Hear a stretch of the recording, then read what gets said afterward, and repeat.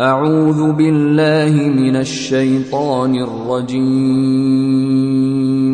بسم الله الرحمن الرحيم. Assalamualaikum warahmatullahi wabarakatuh. Berjumpa lagi bersama saya Muhammad Zuhrul Habibi di pembahasan administrasi dan supervisi pendidikan. Pada kali ini saya akan membahas tentang pengertian dari atau konsep supervisi pendidikan. Pengertian atau konsep supervisi pendidikan. Secara bahasa, supervisi berasal dari bahasa Inggris, yaitu dari kata to supervise, yang artinya mengawasi. Selain itu, ada juga yang mengatakan bahwa supervisi itu terdiri dari dua kata, yaitu kata super yang berarti lebih atau kuat, dan kata visi yang artinya kemampuan untuk melihat. Sedangkan secara istilah, supervisi adalah suatu aktivitas pembinaan yang telah direncanakan untuk membantu para guru, pegawai, serta staf sekolah lainnya dalam melakukan pekerjaannya secara efektif sehingga memperoleh hasil yang baik. Selanjutnya yaitu tujuan dari supervisi pendidikan. Supervisi pendidikan memiliki tujuan yang pertama, yaitu supervisi memberikan pemahaman tujuan pendidikan kepada guru dan staf sekolah. Kemudian yang kedua, supervisi membantu guru dan staf dalam memahami dan memenuhi kebutuhan siswanya. Selanjutnya, supervisi membantu guru dalam meningkatkan keprofesionalannya. Kemudian, supervisi membantu guru dalam menemukan ciri khas atau kelebihannya yang bisa dimanfaatkan untuk kegiatan proses belajar mengajar di kelas. Lalu, supervisi itu memberikan motivasi kepada guru dan staf. Tujuan selanjutnya, supervisi itu memberikan rincian tugas-tugas yang harus diemban guru dan staf di lembaga sekolah. Dan tujuan terakhir supervisi pendidikan ialah memberikan bantuan kepada guru dan staf dalam menemukan kesulitan dan masalah yang dihadapi siswanya serta mencarikan solusi agar masalah yang dihadapi tersebut dapat diatasi atau diselesaikan. Nah, dalam menjalankan supervisi pendidikan ada beberapa prinsip yang harus dipegang teguh oleh suatu lembaga pendidikan. Yang pertama yaitu prinsip ilmiah atau scientific. Artinya, supervisi pendidikan harus dilaksanakan berdasarkan data yang objektif, di mana data yang diperoleh harus didapatkan dengan observasi yang nyata, bukan didapatkan dengan hasil cerita saja. Selanjutnya, prinsip demokratis, yaitu supervisi pendidikan harus dilakukan dengan musyawarah. Jika ada permasalahan, maka guru juga harus dilibatkan agar tercipta rasa kebersamaan dan kekeluargaan di lembaga pendidikan. Kemudian ada prinsip kerjasama.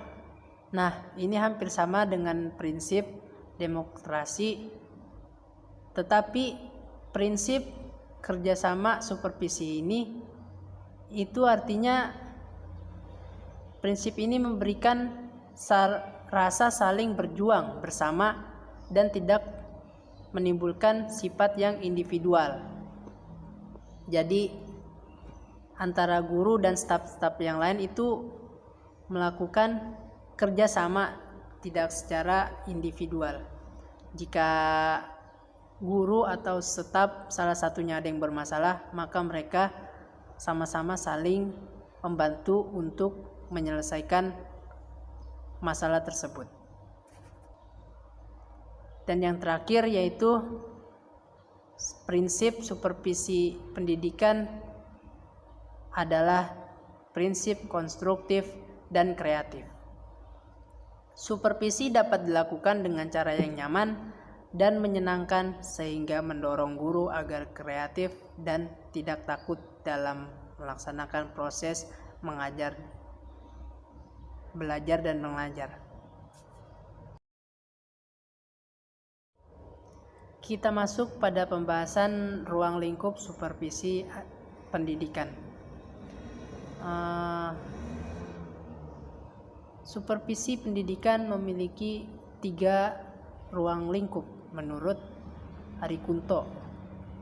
Yang pertama ada supervisi akademik, yaitu supervisi ini lebih menekankan pada masalah akademik atau masalah pembelajaran. Yang kedua, supervisi administrasi. Nah, supervisi ini lebih cenderung ke arah administrasi atau pencatatan yang membantu terlaksananya pembelajaran dengan baik. Kemudian yang ketiga ialah supervisi lembaga. Supervisi lembaga ini dimaksudkan untuk meningkatkan kinerja sekolah dan nama baik sekolah yang akan meningkatkan kualitas sekolah sehingga diminati oleh masyarakat sekitar. Selanjutnya kita masuk pada pembahasan peran supervisi pendidikan. Nah, supervisi pendidikan ini memiliki peran di dalam lembaga pendidikan, yaitu yang pertama, supervisi ini sebagai koordinator.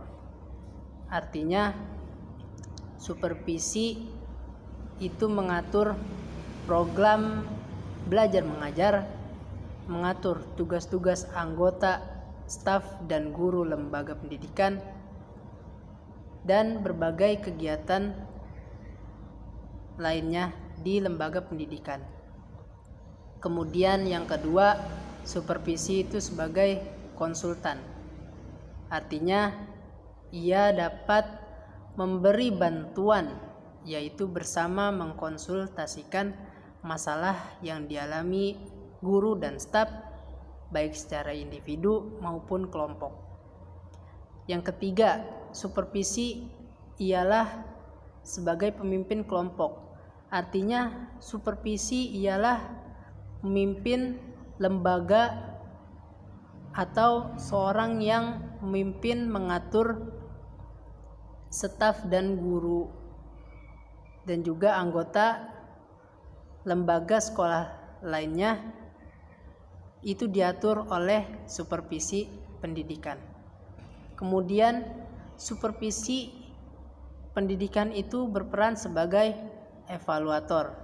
Artinya ia juga dapat membantu guru-guru dalam menilai hasil dan proses belajar mengajar yang ada dalam kelas yang dilakukan oleh siswa. Kemudian pembahasan terakhir kita ialah mengenai objek supervisi pendidikan. Apa saja sih objek supervisi pendidikan? Objeknya ialah 3. Yang pertama itu memperbaiki proses pembelajaran. Seperti yang kita tahu tadi, supervisi pendidikan itu memiliki peran, salah satunya itu sebagai evaluator. Nah, ini berkaitan dengan objek supervisi pendidikan, yaitu memperbaiki proses pembelajaran. Jika dalam suatu proses pembelajaran yang ada di lembaga itu kurang secara kualitas, maka supervisi ini berperan untuk mengevaluasi dan mengubah metode atau cara dalam proses pembelajaran yang terjadi di kelas yang ada pada suatu lembaga sekolah. Kemudian yang kedua, objek supervisi pendidikan ialah pengembangan kurikulum. Itu sama berkaitan dengan peran supervisi, yaitu sebagai evaluator jika kurikulum yang ada sekarang itu kurang cocok diterapkan pada siswa yang ada di suatu daerah, maka kurikulum itu bukan berarti diganti, akan tetapi dikembangkan dan disesuaikan dengan kultur yang ada di masyarakat lembaga tersebut. Kemudian objek yang terakhir yaitu pengembangan staf dan guru.